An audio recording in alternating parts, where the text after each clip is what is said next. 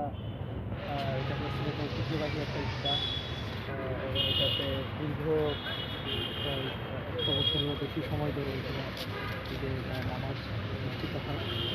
এবছরও এখানে যাতে শান্তিপূর্ণ পরিবেশে ঈদের নামাজ উদযাপিত হতে পারে সেজন্য সিলেট মেট্রোপলিটন পুলিশের পক্ষ থেকে সম্পূর্ণ নিরাপত্তা ব্যবস্থা গ্রহণ করা হচ্ছে। আমরা এখানে মূলত 4 স্তরের নিরাপত্তা ব্যবস্থা আমরা রাখবো। এখানে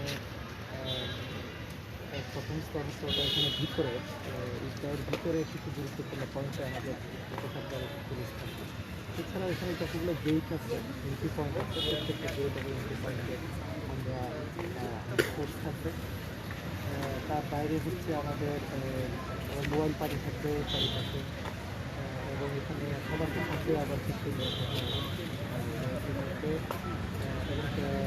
এর বাইরে আমরা এখানে যে খুব গুরুত্বপূর্ণ আমরা ভবন আছে ভবনের রুফটপেও আমরা কিছু এবং তার বাইরে আছে আমাদের সিসি ক্যামেরা থাকবে, প্রত্যেকটা গেইটে আমাদের সিসি ক্যামেরা থাকবে এবং প্রত্যেকটা গেইটে আমাদের ফোর্স যারা ইনফর্ম করবে সবাইকে মোটামুটি তল্লাশি করে তাদেরকে এখন গেটটা দিয়ে তল্লাশি করে তারপর তাদেরকে পৌঁছে দেওয়া হয়।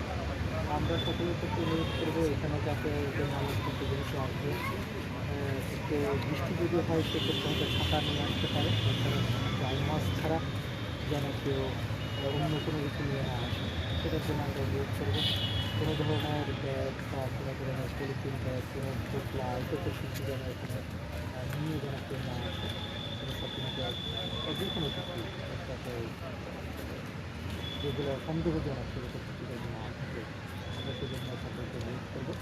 এছাড়া এখন যেমন কোভিডের সংক্রমণ বাড়ছে আস্তে আস্তে সারা দেশ জুড়ে, তো যেটা সরকারের যে নির্দেশনাগুলো দিয়েছেন সেই নির্দেশনাগুলো প্রতি পালন করেও যেন সবাই নামাজে অংশগ্রহণ করেন, সবাই যেন অবশ্যই নিরাপদ দূরত্ব বজায় রেখে নামাজ পড়েন এবং যেন মাস্ক পরিধান করেন সেটার জন্য আমরা অনুরোধ করবো সকলকে। আর ঈদের সময় প্রচুর লোক আসলে নিজেদের বাড়িতে চলে যায় কোরবানি দেওয়ার জন্য।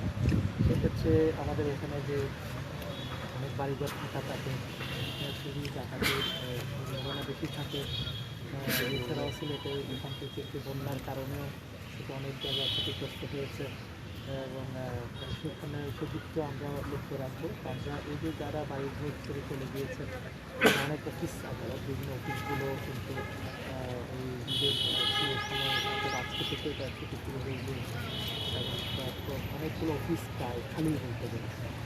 আমরা এই জন্যে সিলেট মেট্রোপলিটন পুলিশ আমাদের বিশেষ পেট্রোলিংয়ের ব্যবস্থা থাকবে প্রত্যেকটা এলাকায়, প্রত্যেকটা মহল্লায় আমরা পেট্রোলিংয়ের ব্যবস্থা রাখবো। আমরা এছাড়াও আমাদের যে কমিউনিটি পুলিশিং আছে এবং আমাদের বিট পুলিশ আছে, তো বিট পুলিশিংটা আমরা এই সময়টা করতে বেশি জোরদার করবো।